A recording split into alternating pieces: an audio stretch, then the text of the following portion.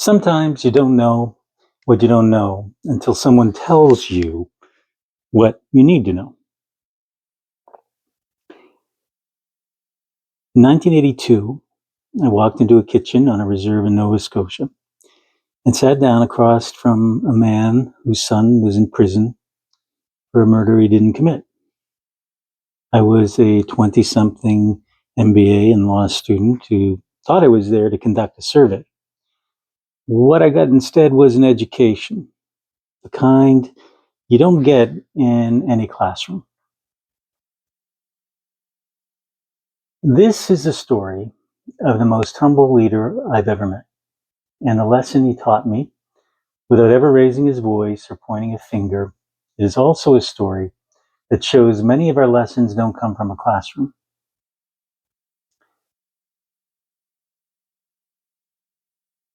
Let me take you back.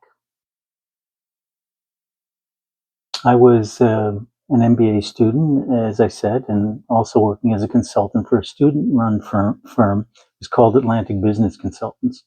We landed a contract with the Mi'kmaq Band Council. It was a real project, real responsibility. Our assignment was to conduct a door-to-door survey across 12 reserves spanning Nova Scotia and New Brunswick. We were going to gather data, write a report, deliver insights on behalf of the Band Council. We thought we were prepared, but we weren't. So we made a mistake. Well, probably made a few, but here's how naive I was. When we set up the project, it never occurred to any of us, or 5 of us, that we might need interpreters. We assumed everyone would speak English. It wasn't until we arrived at the first reserve that we realized many of the elders still spoke Mi'kmaq as their first language. And if we wanted to have meaningful conversations, real dialogue, not just checkbox answers, we needed help. So we regrouped, found interpreters, and suddenly the project became something different. It became real. Now we were going from house to house, sitting with families, listening through translation. And I started to understand that this wasn't just a consulting assignment. I was being invited into people's lives. But then something interesting happened. I believe it was in Member 2. Member 2 is on reserve, but in the city of Sydney. We entered a house. It would change my view of what we learned in school versus what we learn in life. Knocked on the door, was greeted by a young woman. It turns out one of 13 siblings. We sat down and began a survey. And then her father walked into the kitchen. He sat down with us, calm, present, unhurried. His name was Donald Marshall Sr. He was the Grand Chief of the Mi'kmaq Nation and had been for several decades by that point. His son, Donald Marshall Jr., was sitting in a prison cell at that very moment, convicted of a murder he did not commit. There were efforts underway to prove his innocence, efforts that would eventually succeed and expose one of the greatest miscarriages of justice and prejudices, really, in Canadian history. But this man, this leader, sat down across from a young student with a clipboard and was willing to talk openly about his family, but more importantly, about the larger issues that could make life better.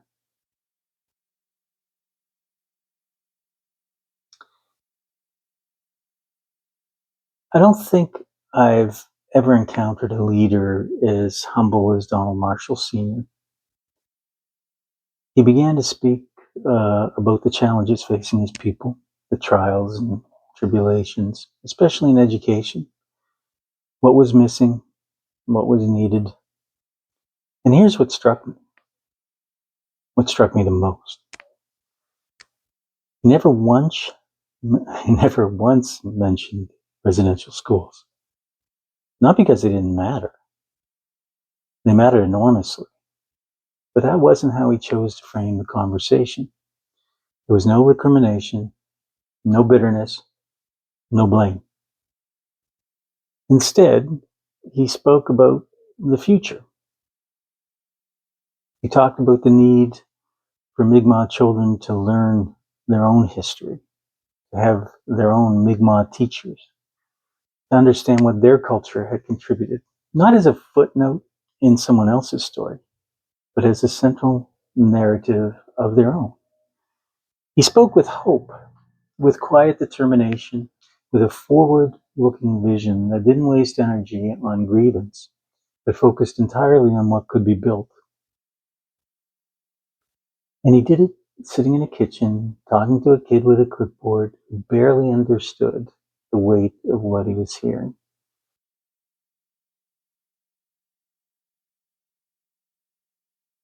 I walked away from that house, I think, a different person.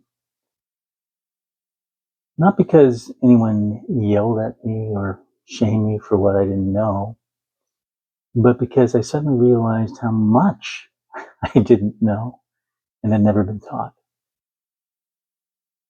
I had gone through years of schooling, history classes, social studies, civics, and yet I knew almost nothing about the people who had lived on this land for thousands of years before any of my ancestors arrived. I didn't know their history. I didn't know their contributions. I didn't know their culture. And I only became a little bit aware because the Grand Chief was generous enough to sit down with me and share it, not with anger, but with grace. That experience opened my eyes. It showed me that education doesn't end when you leave the classroom. Sometimes it begins when you knock on a stranger's door and have the humility to listen. So what do I take from all of this, all these years later? Two things. First, there is so much we don't know, so much we were never taught, and the only way to learn it is to put yourself in rooms or kitchens where you're not the expert, where you're the student, where you listen more than you speak. Be open to that. Seek it out. The most important lessons I've learned didn't come from textbooks. They came from people who were generous enough to share their experience with someone who was willing to hear it. And second, true leadership doesn't need to shout. It doesn't need to blame. The most powerful leaders I've encountered speak with hope, not grievance. They focus on what can be built, not what was taken or what will benefit themselves. Grand Chief Donald Marshall Sr. had every reason to be angry that day. His son was imprisoned for a crime he didn't commit. His people had endured generations of injustice. That was still ongoing. But he didn't lead with anger. He led with vision. And that's the kind of leader I've tried to learn from ever since.